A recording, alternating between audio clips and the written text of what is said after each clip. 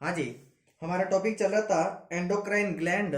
और इस टॉपिक में हमने पिछली कुछ क्लासों में कुछ ग्रंथियों के ऊपर चर्चा की थी, जैसे हाइपोथैलेमस, पीयूष ग्रंथि, थायराइड ग्रंथि, पैराथायराइड ग्रंथि, थाइमस और पीनियल। ये सारी ग्रंथि हमने पिछली क्लासों में पढ़ ली थी।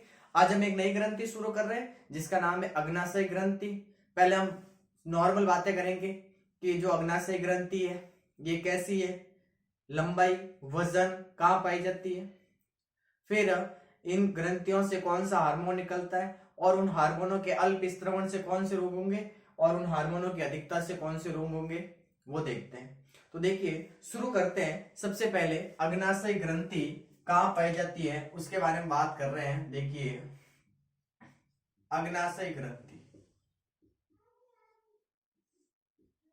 हालांकि ये ग्रंथि आपने पाचन में भी कुछ बातें इसकी पढ़ी भी थी, वही कुछ बातें आपको यहाँ पर वापस दोहरानी भी है। अग्नाशय ग्रंथि की बात करें तो ये पहले बता देता हूँ कि ये कहाँ पाई जाती है। तो आपने देखा होगा कि जो छोटी आंत है, उस छोटी आंत के जो तीन भाग हैं, जिसे आप डुोडेनम, जेजुनम और इलियम कहते हैं, उनमें से जो ग्रहणी है, जो डुोडेनम है, उस ग्रहणी की दोनों भुजाओं के बीच में ये ग्रंथि पाई जाती है। ठीक है, तो ये तो हो गई इसकी स्थिति के कहाँ पाई जाती है, तो ग्रहणी की दोनों भुजाओं के बीच में पाई जाती है। ग्रहणी की दोनों भुजाओं के बीच,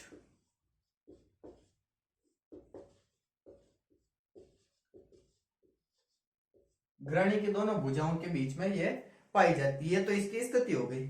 अब हम बात कर रहे हैं कि जो अग्नाशय ग्रंथि है ये हमारे शरीर की एकमात्र मिश्रित ग्रंथि होती है, मिक्स्ड ग्लैंड है। अब मिश्रित ग्रंथि क्या होता है, तो मैंने पिछली क्लासों में बताया था कि ऐसी ग्रंथियां जो बहिस्रावी और अंतरस्रावी, मतलब एक्सोक्राइन और एंडोक्राइन दोनों की तरह कार्य करें, वो होती है मिश्रित ग्रंथियां, जिसे आप इंग्लिश में मिक्स्ड ग्लैंड कहते हैं। तो हमारे शरीर के अंदर ये एकमात्र ऐसी ग्रंथि है जो मिश्रित है, यानी मिक्स्ड ग्लैंड है। मतलब ये एक्सोक्राइन की तरफ भी काम करेगी और एंडोक्राइन की तरफ भी काम करेगी। ठीक है, तो नेक्स्ट बात आपको ये याद रखनी है कि ये जो ग्रंथि है ये शरीर की मिश्रित ग्रंथि होती है, मिश्रित ग्रंथि है। इंग्लिश में इसे मिक्स्ड ग्लैंड कहते हैं। अब इसे मिक्स्ड ग्लैंड क्यों कहते हैं, क्योंकि ये बहिस्रावी, बहिस्रावी जिसे आप इंग्लिश में एक्सोक्राइन कहते हैं, एक्सोक्राइन की भांति भी कार्य करती है, और अंतःस्रावी मतलब एंडोक्राइन के समान भी कार्य करती है, इसलिए इसे मिश्रित ग्रंथि कहते हैं। अब मैं वापस आपको ये नहीं बताऊंगा कि एक्सोक्राइन क्या होता है, एंडोक्राइन क्या होता है, तो ये मैंने इस टॉपिक के शुरुआत में आपको बहुत डिटेल से बता रखा है, वहां पर आप देखिए। ठीक है, तो सबसे पहले अग्नाशय ग्रंथि कहाँ पाई जाती है, तो ग्रहणी की दोनों भुजाओं के बीच में। मिश्रित ग्रंथि है, इंग्लिश में इसे मिक्स्ड ग्लैंड करते हैं। क्यों करते हैं, क्योंकि ये एक्सोक्राइन और एंडोक्राइन, बहिस्रावी और अंतःस्रावी दोनों के समान कार्य करती है, इसलिए इसे मिश्रित ग्रंथि करते हैं। ठीक है, अब हम आगे बात करेंगे इस ग्रंथि की लंबाई और वजन के बारे में। तो देखिए, नेक्स्ट पॉइंट हम बात करें अग्नाशय ग्रंथि की, तो इस अग्नाशय ग्रंथि की जो लंबाई है वो होती है 15 सेंटीमीटर, और इस ग्रंथि का जो वजन है वो वजन होता है 85 ग्राम। ठीक है, ये नॉर्मल और बातें आपको याद रखनी है। ठीक है, अब हम बात कर रहे हैं कि आप इसे कह रहे हो कि ये मिश्रित है, एक्सोक्राइन एंडोक्राइन दोनों के समान कार्य करती हैं, तो एक्सोक्राइन भाग कौन सा है, उसमें क्या होता है, और एंडोक्राइन भाग क्या है, उसमें क्या होता है, वो देखते हैं। तो जो एक्सोक्राइन भाग है, बहिस्रावी भाग, इसके अंदर होते हैं एसिनी। क्या होते हैं, एसिनी। ठीक है, एसिनी आप याद कीजिए, जब पाचन में आपने पढ़ा था तो अग्नाशय ग्रंथि से अग्नाशय रस निकल रहा था, मतलब ये भोजन के पाचन में काम करने वाला भाग है, एसिनी। और जो एंडोक्राइन भाग होता है इसके अंदर पाए जाते हैं लैंगरहैंस के द्वीप, लैंगरहैंस के द्वीप, जिसे आप इंग्लिश में आइसलैंड ऑफ लैंगरहैंस कहते हैं। ठीक है, ये होता है इस ग्रंथि का एंडोक्राइन भाग। ठीक है, तो ये याद रखना आपको कि इसके बहिस्रावी भाग में एसिनी है और अंतःस्रावी भाग में लैंगरहैंस के द्वीप। अब हम बात करेंगे कि जो लैंगरहैंस के द्वीप है वो क्या होते हैं, उसके अंदर कौन सी कोशिकाएं हैं और उन कोशिकाओं से कौन सा हार्मोन निकलता है वो देखते हैं। मैं यहाँ पर एसिनी की बात इसलिए नहीं कर रहा हूँ क्योंकि हमारे पाचन से संबंधित है और हमें यहाँ पर पाचन नहीं पढ़ना है, पाचन हमने पिछली क्लासों में पढ़ लिया था, तो वहां पर इसकी हमने चर्चा कर ली थी। ठीक है, अग्नाशय रस निकल रहा था जो भोजन के पाचन में सहायता कर रहा था। ठीक है, तो देखिए अब बात कर रहे हैं हम कि जो अग्नाशय ग्रंथि है इसके अंदर जो ये लैंगरहैंस के द्वीप पाए जाते हैं ये क्या होते हैं और इनके अंदर कौन सी कोशिकाएं पाई जाती है वो देखते हैं। तो सबसे पहली बात, जो आइसलेट ऑफ लैंगरहैंस है, एक नॉर्मल मनुष्य के अंदर इनकी संख्या लगभग 10 से 20 लाख तक बताई जाती है। कितनी होती है? लगभग 10 से 20 लाख तक इनकी संख्या हो सकती है। तो देखिए सबसे पहले हम बात कर रहे हैं लैंगरहैंस के द्वीप।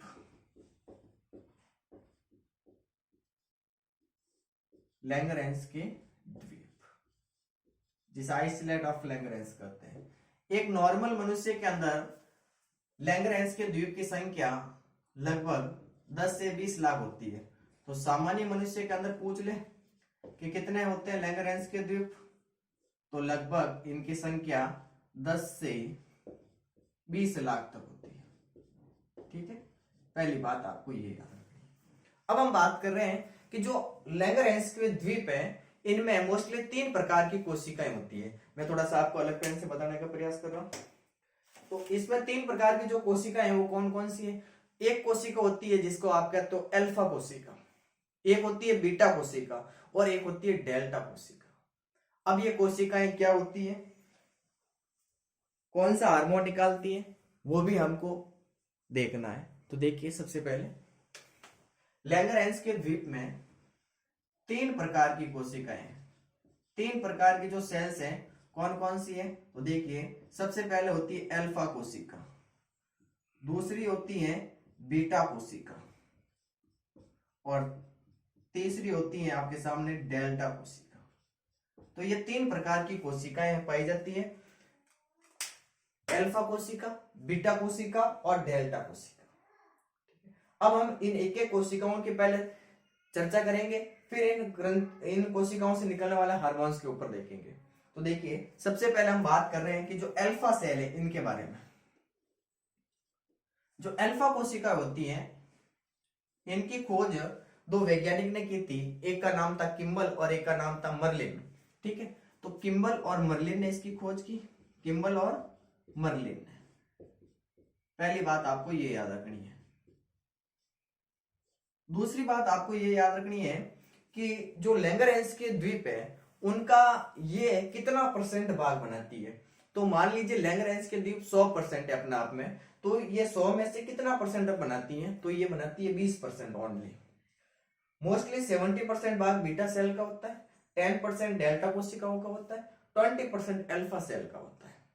तो जो आइसलेट ऑफ लैंगरहैंस है उसका ये अल्फा सेल 20% भाग बनाती है।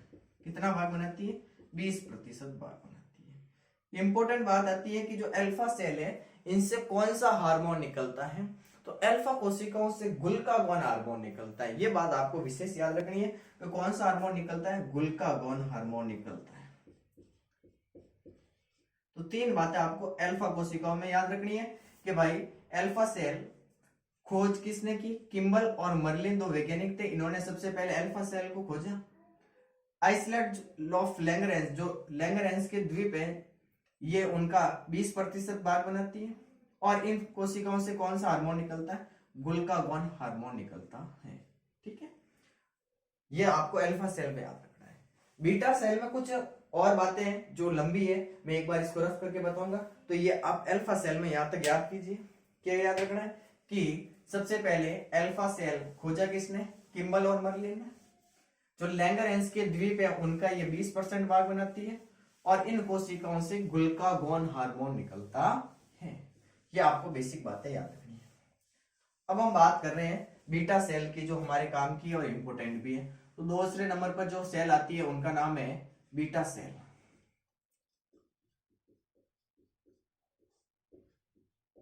जो बीटा कोशिकाएं होती है इनकी खोज बेटिंग और बेस्ट इन्होंने की, लेकिन एबेल एक वैज्ञानिक आया था, उसने इसको क्रिस्टल अवस्था में खोजा और इसके बाद में इसकी जो संरचना है बीटा सेल की वो सेंगर ने प्रस्तुत की। इसलिए जो सेंगर वैज्ञानिक है उसको नोबेल पुरस्कार दिया गया था। और जो बीटा कोशिका है ये लैंगरहैंस के द्वीप का 70% भाग बनाती है और इस कोशिकाओं से इंसुलिन हार्मोन निकलता है, जो सबसे इंपॉर्टेंट बात है इंसुलिन हार्मोन वाली।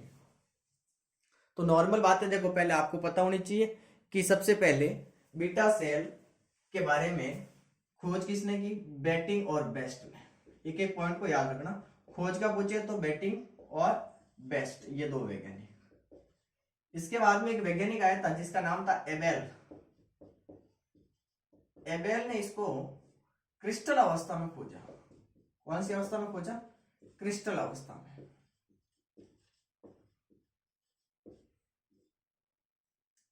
इसके बाद में एक वैज्ञानिक आया था सेंगर। सेंगर ने इसकी संरचना प्रस्तुत की थी, स्ट्रक्चर बताया था कि ऐसी होती है ये बीटा सेल।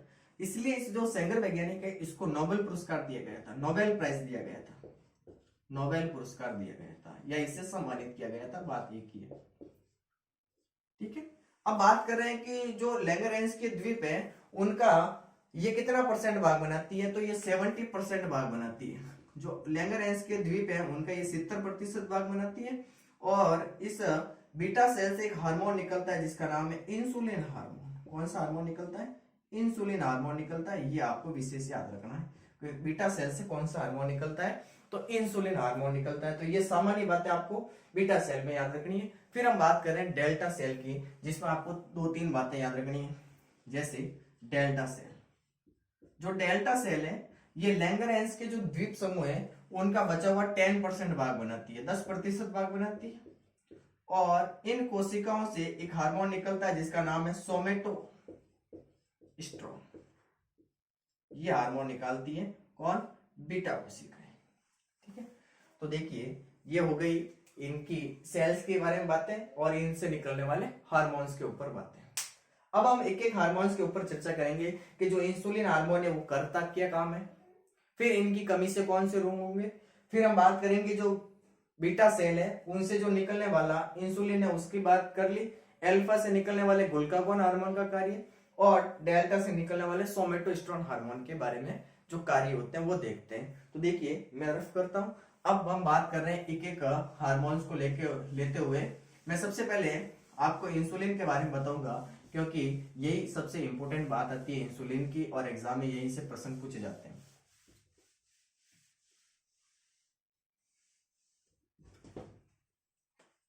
सबसे पहले हम बात कर रहे हैं इंसुलिन हार्मोन के बारे में।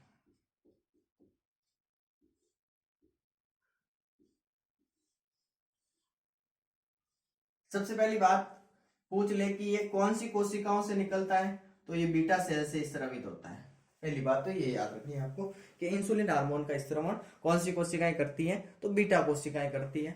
अब एक एक चीजें देखिए कि इंसुलिन जो हार्मोन है इसके क्या काम करता है। तो इसका जो मुख्य कार्य है वो होता है कि रक्त के अंदर ग्लूकोज की मात्रा को बनाए रखना।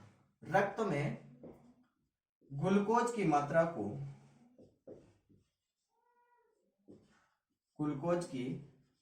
को सामान्य बनाए रखना, इसका मेन कार्य ये होता है।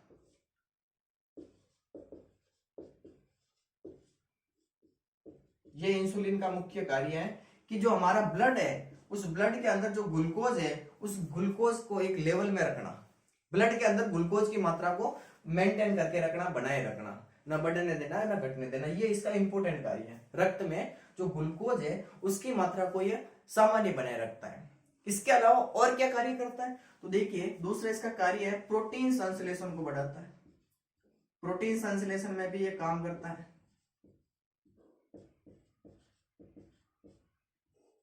इसके अलावा ये शरीर के अंदर जो बेसल मेटाबॉलिज्म रेट होती है, आधारी उपापचय दर, इसको भी बढ़ाता है।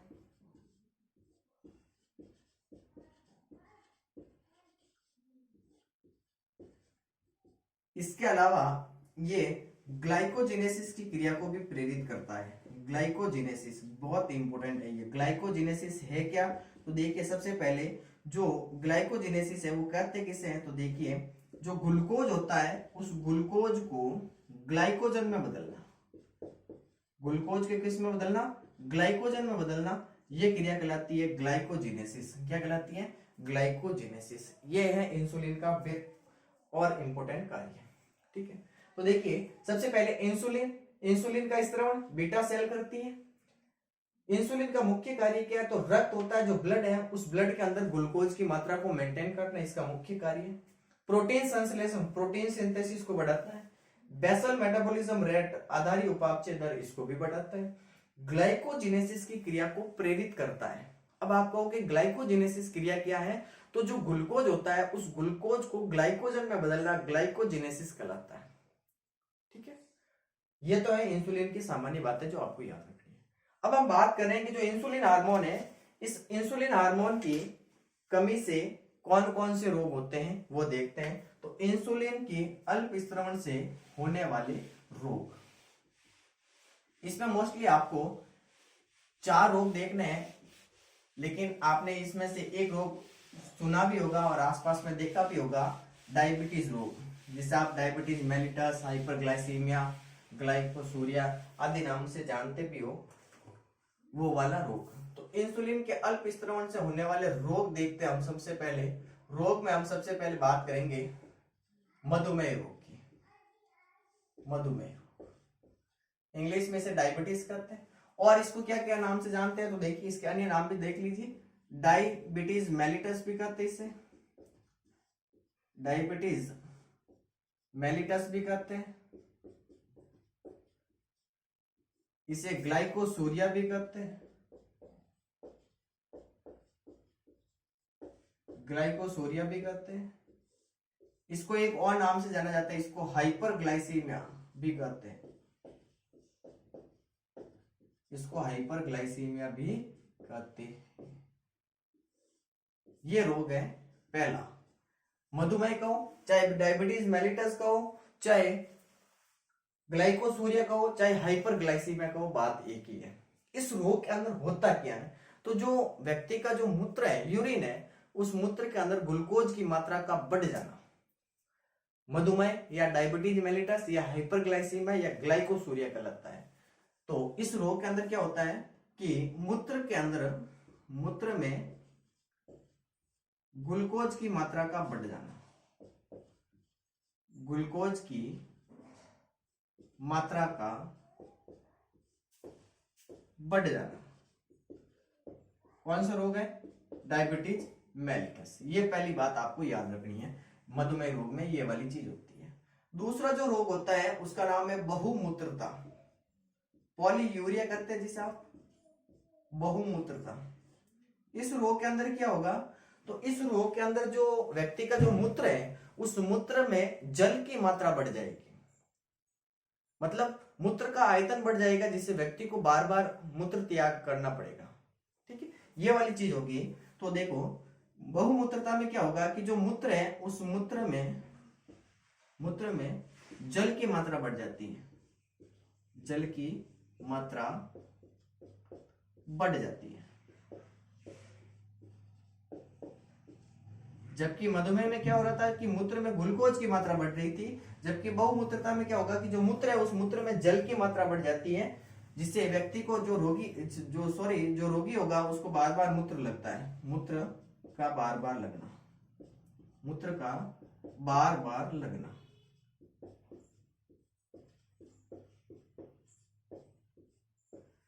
तीसरा रोग आता है पॉलीडिप्सिया। पॉलीडिप्सिया रोग में क्या होगा? देखिए सबसे पहले इसमें क्या होगा कि जो पॉलीडिप्सिया है, इस रोग के अंदर सबसे पहली बात आती है कि मूत्र अधिक लगता है, मूत्र अधिक लगता है, मूत्र अधिक लगता है। अब मूत्र अधिक लगेगा तो शरीर का डिहाइड्रेशन हो जाएगा, शरीर का निर्जलीकरण हो जाएगा, शरीर का निर्जलीकरण हो जाएगा। और क्या होगा? तो और रोगी को प्यास अधिक लगेगी, प्यास अधिक लगना, तीर अधिक लगेगी। ठीक है, प्यास अधिक लगेगी। क्या बात है, आपको 3 रोगों में याद रखनी। एक रोग और है जिसको आप कीटोसिस करते हो, वो भी देखेंगे। तो देखिए, सबसे पहले मधुमेह, या इसका दूसरा नाम है डायबिटीज मेलिटस या ग्लाइकोसूरिया, चाहे हाइपरग्लाइसीमिया को। बात एक ही है। इस रोग के अंदर होगा क्या कि जो मूत्र है, उस मूत्र में किसकी मात्रा बढ़ जाएगी? ग्लूकोज की। अगर मूत्र में ग्लूकोज की बढ़ रही है मात्रा तो मधुमेह, अगर मूत्र में जल की मात्रा बढ़ रही है तो बहुमूत्रता, और अगर मूत्र अधिक लगता है, शरीर का डिहाइड्रेशन होने लग जाए और प्यास अधिक लगने लग जाए, इसका मतलब पॉलीडिप्सिया। कौन सा रोग है? पॉलीडिप्सिया। तो ये 3 रोग अभी तो बताए। एक रोग और है जिसका नाम है कीटोसिस, वो भी देखते हैं। तो देखिए, इसको रफ कर लो। अब कीटोसिस देखते थोड़ा सा। कीटोसिस में तो क्या होगा कि जो वसा है, उस वसा का अपूर्ण विखंडन होने लग जाएगा, मतलब पूरा वो अपघटित नहीं होगी, जिससे क्या होगा कि शरीर के अंदर एसीटोन की मात्रा बढ़ने लग जाएगी। और एसीटोन की मात्रा शरीर में जब बढ़ने लग जाती है और बहुत ज्यादा बढ़ जाती है तो व्यक्ति बेहोशी की स्थिति में आ जाता है। ठीक है, लंबी बेहोशी में चला जाता है व्यक्ति। चौथा रोग है कीटोसिस। वैसे कीटोन बॉडी मधुमेह रोग में भी बढ़ने लग जाती है, डायबिटीज मेलिटस में। कीटोसिस रोग में क्या होगा कि जो वसा है, उस वसा का अपूर्ण विखंडन होने लग जाता है, जिससे क्या होगा कि एसीटोन बनेगा। क्या बनेगा? एसीटोन। और शरीर के अंदर जब एसीटोन बनने लग जाता है और बहुत ज्यादा मात्रा में बन जाता है, तो जो व्यक्ति या जो रोगी होता है वो लंबी बेहोशी में चला जाता है, बेहोशी में आ जाता है व्यक्ति, लंबी बेहोशी। यह होता है इस रोग का लक्षण। यह है इंसुलिन के बारे में बात है। अब हम बात कर रहे हैं कि जो अल्फा कोशिका थी, उससे जो ग्लूकागोन हार्मोन निकलता था, वो कौन सा कार्य करता है? तो ग्लूकागोन और जो सोमेटोस्टेरोन है, उस पर सिर्फ आपको एक एक लाइन याद रखनी है कि देखो, ब्लड है, उस ब्लड के अंदर ग्लूकोज की मात्रा को नॉर्मल बनाए रखने का काम तो करता है इंसुलिन, लेकिन जो ग्लूकागोन हार्मोन है वो उस ब्लड के अंदर ग्लूकोज की मात्रा को बढ़ाने का काम करता है। मतलब दोनों एक दूसरे के अपोजिट काम कर रहे हैं। जबकि जो सोमेटोस्टेरोन हार्मोन है वो भोजन के स्वांगीकरण को बढ़ाता है। ठीक है, तो ये बातें आपको इन 2 हार्मोनों में याद रखनी है। सबसे पहले हम बात कर रहे हैं कि जो ग्लूकागोन हार्मोन है, इस ग्लूकागोन हार्मोन का सबसे पहले स्त्रवण कौन सी कोशिकाएं करती हैं? तो अल्फा सेल करती है।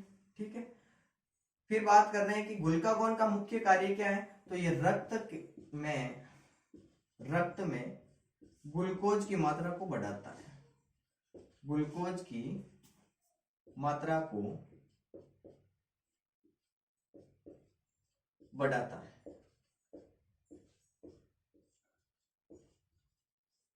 मतलब इंसुलिन के अपोजिट काम कर रहा है कौन? ग्लूकागोन। तीसरा बात कर रहे हैं सोमेटोस्टेरोन हार्मोन की।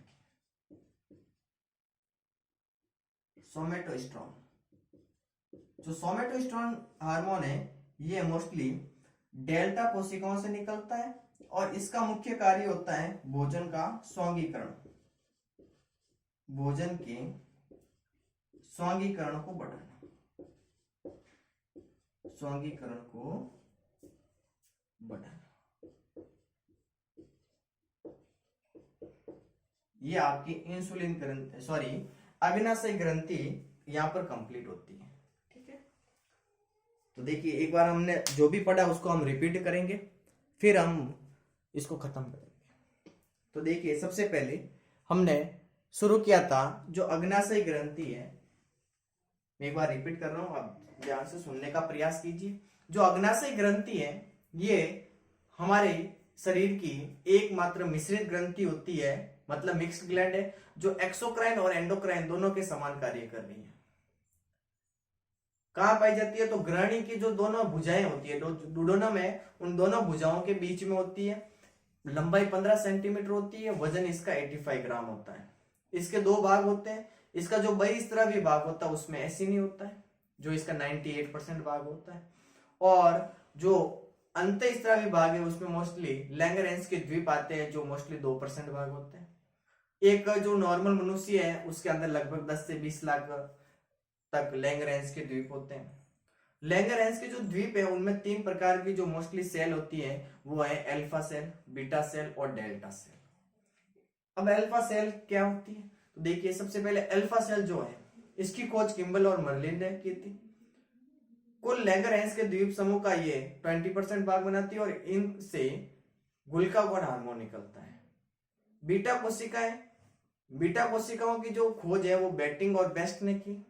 एबेल ने इसको क्रिस्टल अवस्था में खोजा और सेंगर जो वैज्ञानिक थे इन्होंने इसकी संरचना दी थी, इसलिए सेंगर को नोबेल प्राइज दिया गया।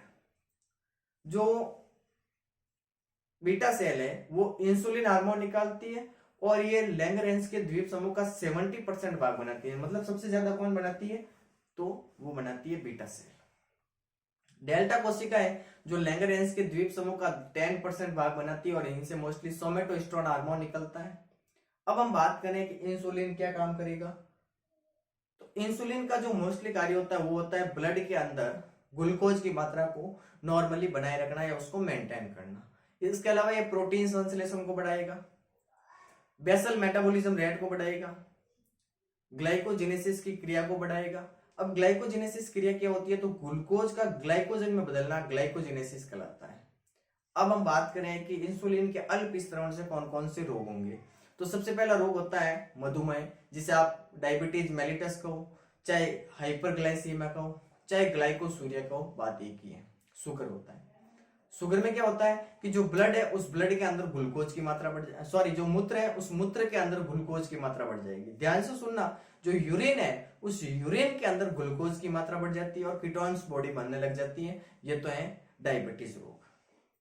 दूसरा रोग आता है पॉलीयूरिया, जिसे आप हिंदी में बहुमूत्रता कहते हैं। उसमें क्या होता है कि जो मूत्र है उस मूत्र में जल की मात्रा बढ़ जाती है, मूत्र का आयतन बढ़ जाएगा, बार बार मूत्र लगेगा। तीसरा रोग आता है उसका नाम है पॉलीडिप्सिया। पॉलीडिप्सिया में क्या होता है कि मूत्र अधिक लगता है, शरीर का डिहाइड्रेशन होने लग जाएगा, प्यास अधिक लगेगी। चौथा रोग होता है कीटोसिस। इसके अंदर क्या होगा कि जो वसा है उन वसाओं के टूटने से उनका अपूर्ण ऑक्सीकरण हुआ और अपूर्ण ऑक्सीकरण से एसीटोन बनने लग जाएगा और एसीटोन जैसे जैसे शरीर के अंदर जमा होने लगेगा तो लंबी बेहोशी में व्यक्ति चला जाता है या रोगी चला जाएगा। फिर हम बात करें कि जो ग्लूकागोन हार्मोन है जो अल्फा सेल निकालती है, इसका मुख्य कार्य है रक्त में ग्लूकोज की मात्रा को बढ़ाना। देखो ये तो बढ़ाएगा रक्त में और वो कम करेगा, मतलब एक दूसरे के अपोजिट काम कर रहे हैं इंसुलिन और ग्लूकागोन। सोमेटोस्टेरोन जो कि डेल्टा सेल से निकलता है और ये भोजन के स्वांगीकरण में सहायता करता है। तो धन्यवाद आज की क्लास के लिए, मिलते हैं अगली क्लास में नेक्स्ट ग्रंथि के साथ। धन्यवाद।